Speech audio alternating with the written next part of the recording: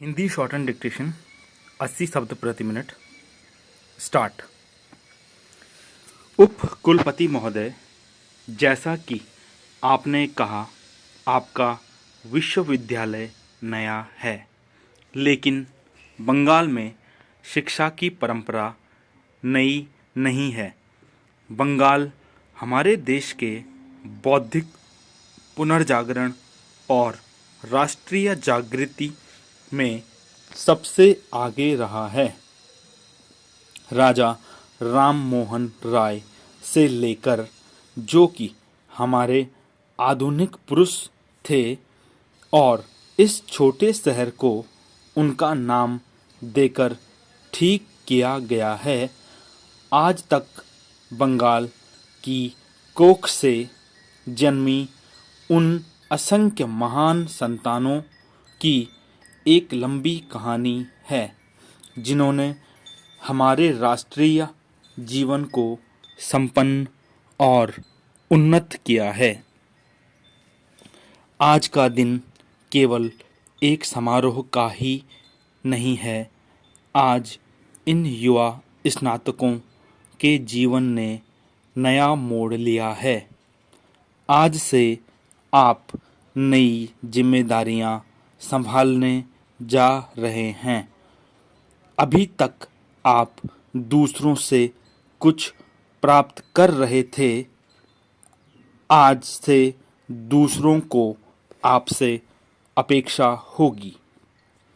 विद्यार्थी जीवन एक तैयारी की अवस्था है।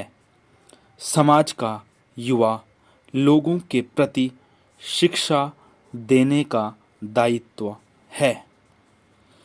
स्कूल और कॉलेज की शिक्षा समाप्त करने के बाद पढ़े लिखे नवयुवकों का समाज के प्रति एक कर्तव्य हो जाता है।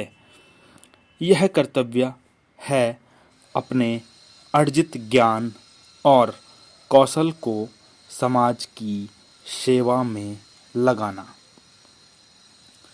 आधी शताब्दी पूर्व जब हमारे देश ने अपना स्वतंत्र जीवन आरंभ किया, तो जवाहरलाल नेहरू ने देश के नवयुवकों को नव भारत के निर्माण के अद्भुत साहसी कार्य में योग देने के लिए आमंत्रित किया था।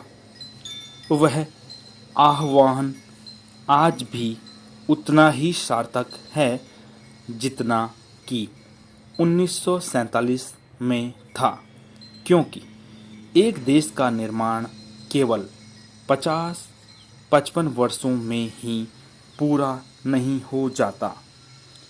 आप जो आज के नवयुवक हैं, चाहे आपको स्वतंत्रता प्राप्ति के लिए काम करने का सौभाग्य प्राप्त नहीं हुआ, लेकिन स्वतंत्रता को मजबूत बनाने के प्रयास में हाथ बटा सकते हैं। अतः आप स्वयं को भी अग्रणी समझें। बहुत सा काम जो आप ही को करना है, पहले कभी नहीं हुआ। भारतवासियों के जीवन में सजीवता लाने से अधिक अद्भुत कार्य और क्या हो सकता है। कभी कभी अखबारों में नवयुवकों में फैले असंतोष, उनकी हड़तालें और अनशनों, सीधी कार्रवाई और झगड़े की खबरें आती हैं।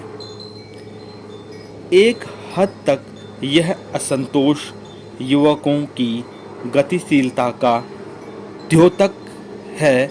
उस सीमा तक मैं इस भावना का स्वागत करती हूँ, लेकिन कभी कभी ऐसा प्रतीत होने लगता है कि हमारे युवा लोग सत्ता के अस्तित्व तक के विरोधी हैं।